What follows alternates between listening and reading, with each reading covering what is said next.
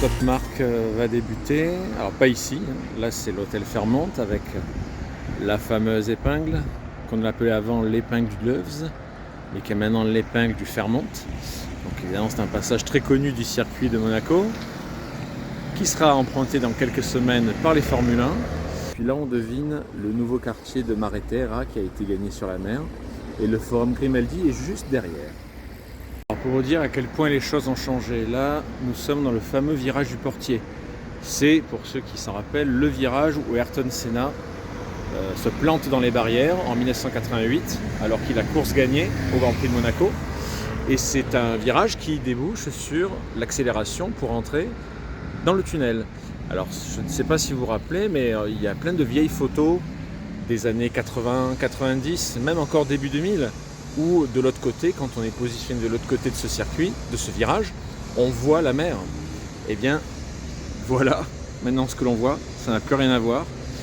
On a le fameux quartier de Mare Terra, donc qui est un nouveau quartier résidentiel, ultra luxe, avec une marina qui a été achevée il y a de cela quelques mois et qui maintenant donc domine le front de mer.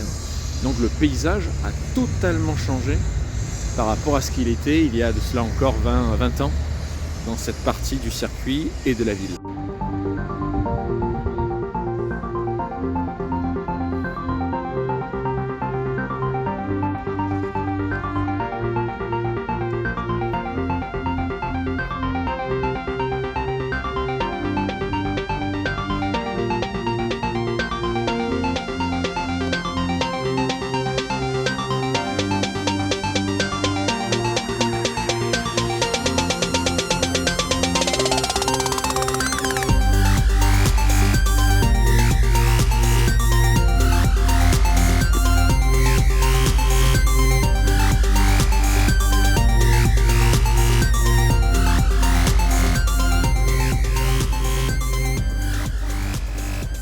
Là c'est très disparate, on est à l'étage des voitures classiques, des collections, il y a un petit peu de tout. Vous voyez, on a des Mercedes Pagode, là on voit une AMG SLS, là on a une Ferrari moderne, là vous voyez on rebascule sur la Mercedes-Benz SLR qui avait été développée avec McLaren.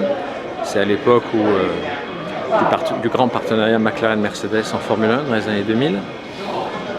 Et puis là, une des merveilles de l'automobile, la 250 GT. Et puis on remonte encore le temps là, avec une Duesenberg de 1930, absolument monstrueuse. Un Rolls-Royce par ici. Là on a un Defender Safari. Et puis ça rebascule sur des Porsche incontournables, évidemment. Speedster, 356 Roadster. Puis les incontournables 911 évidemment, des années 60, le début de la légende.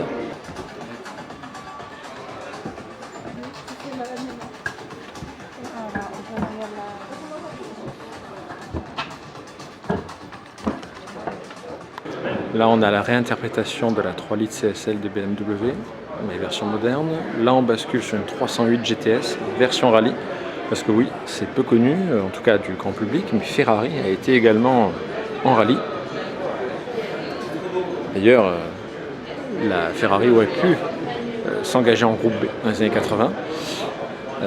Ça ne s'est pas fait, puisque le groupe B a été arrêté brutalement en 1986, après les multiples drames. Mais le projet qui avait servi de prototype pour une Ferrari groupe B va finalement donner la F40. Et là on a aussi une autre légende de Ferrari, la Dino, qui porte le nom du regretté fils d'Enzo Ferrari, mort prématurément de grave maladie.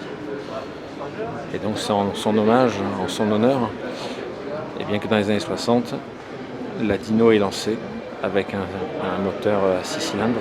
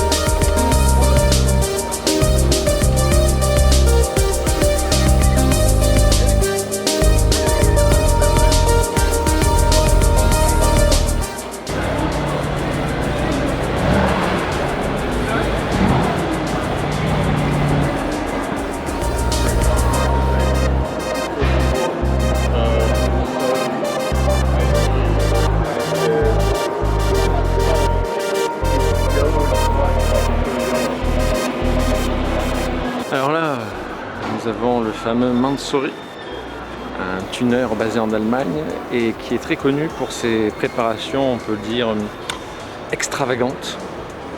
Alors là, on a des beaux exemples avec ce Calas G.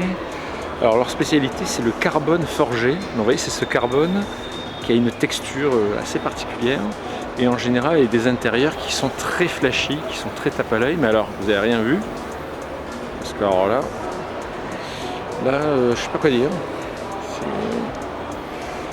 C'est spécial, on va dire.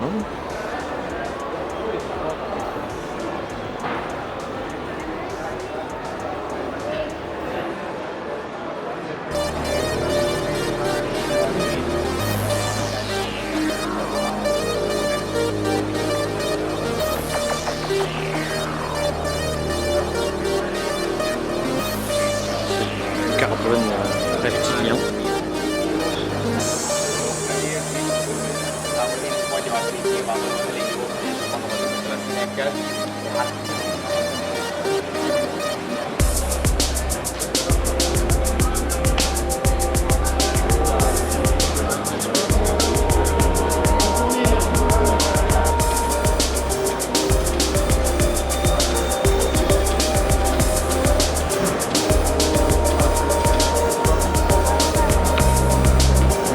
Avec Mansory. On n'est pas du tout bling bling, pas du tout. Tout en retenue, en fait.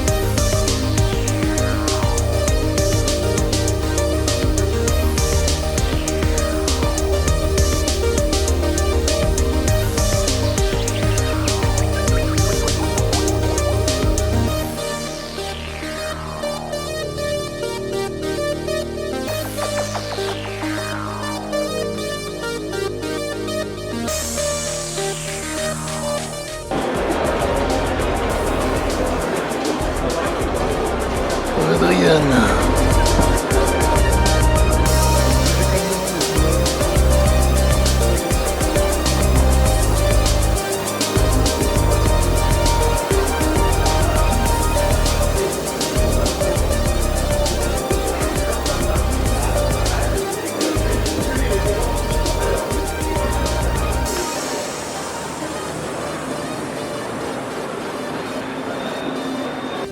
Sur le stand dédié à GMK, le célèbre youtubeur monégasque qui régale des millions de fans avec ses voitures, sa collection personnelle de voitures plus délirantes les unes que les autres.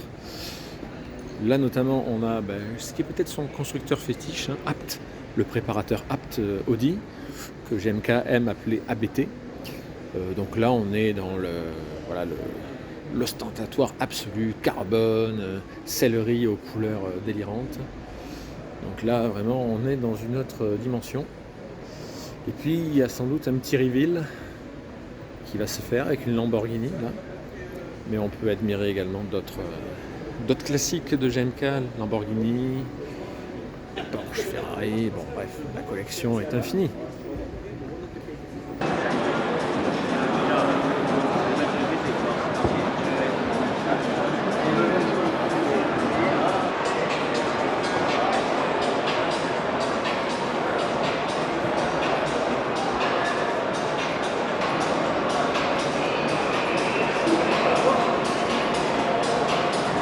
Il y a des Françaises quand même, faisant un peu honneur au tricolore.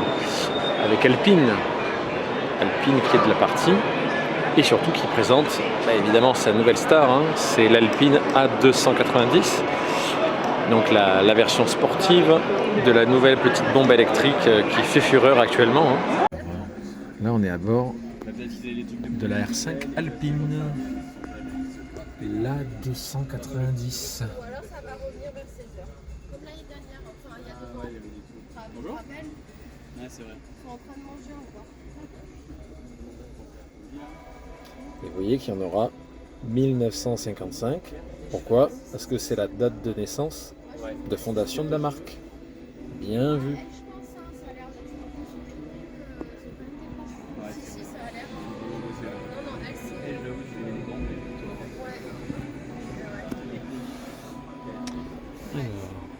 Alors, le petit liseré français qui va bien.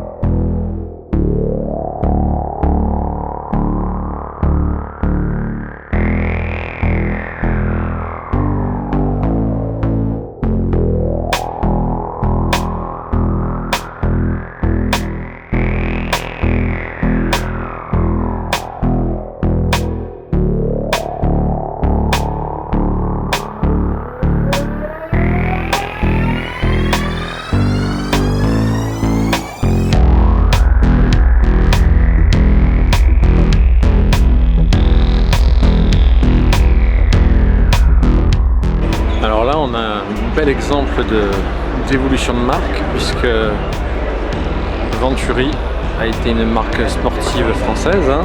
À la fin des années 80, ils avaient lancé la 300 GT, qui était une sorte de Ferrari française, on va dire. Et puis, depuis, Venturi a complètement évolué. C'est devenu maintenant une marque monégasque. Et surtout, c'est une marque qui s'est spécialisée dans les véhicules spéciaux, les véhicules électriques, les véhicules d'exploration et aussi l'espace.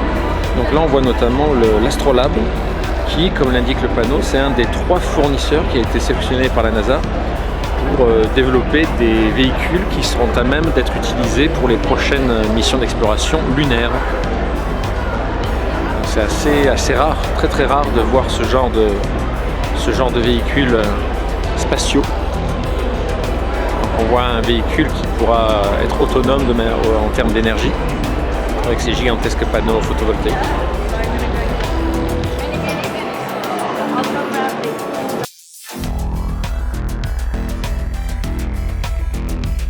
Nous avons la Bugatti Bolide. Alors la Bugatti Bolide, qui porte bien son nom, c'est une voiture qui a été conçue pour les track day. C'est-à-dire que c'est une hypercar, c'est quasiment comme un prototype des 24 heures du Mans. Donc c'est une voiture qui est poussée à son paroxysme au niveau des performances, avec un moteur W16.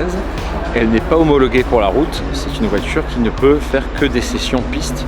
Bon, on comprend pourquoi, hein, puisque là, on a un bolide qui sort vraiment de l'imaginaire délirant et des ingénieurs. Donc on voit bien que c'est une voiture qui ne peut pas aller sur la route pour faire des courses, hein, mais pour faire la course.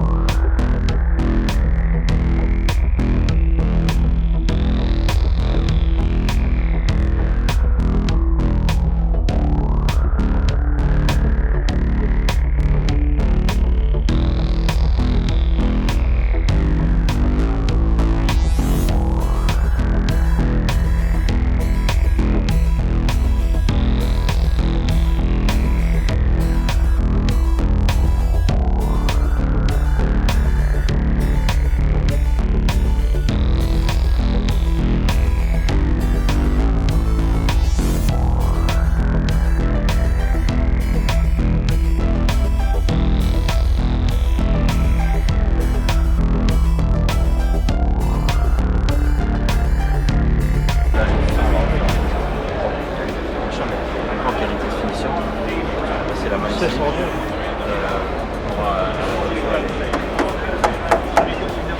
carbone. Carbone. La triangulation, c'est en allume, évidé, recouvert de carbone. On a vraiment fait un truc.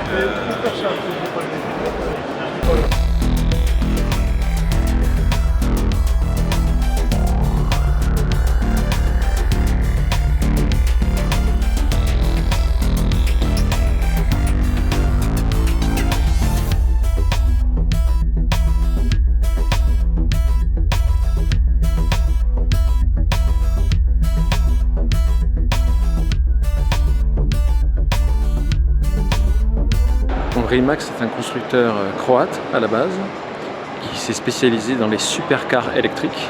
Et donc, comme on le voit sur ce panneau, la Rimac Nevera détient plusieurs records du monde dans le domaine des supercars électriques.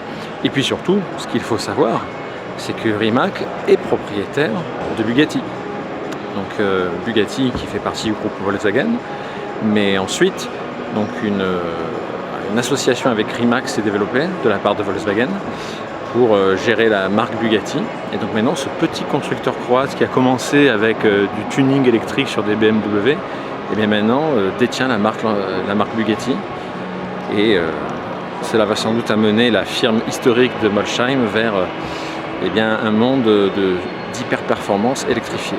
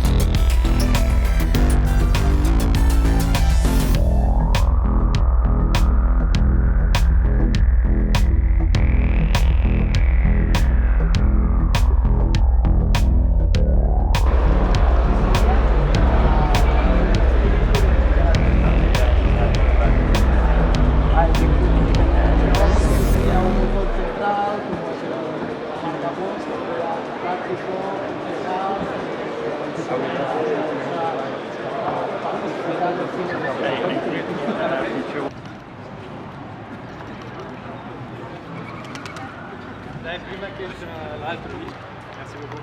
Super.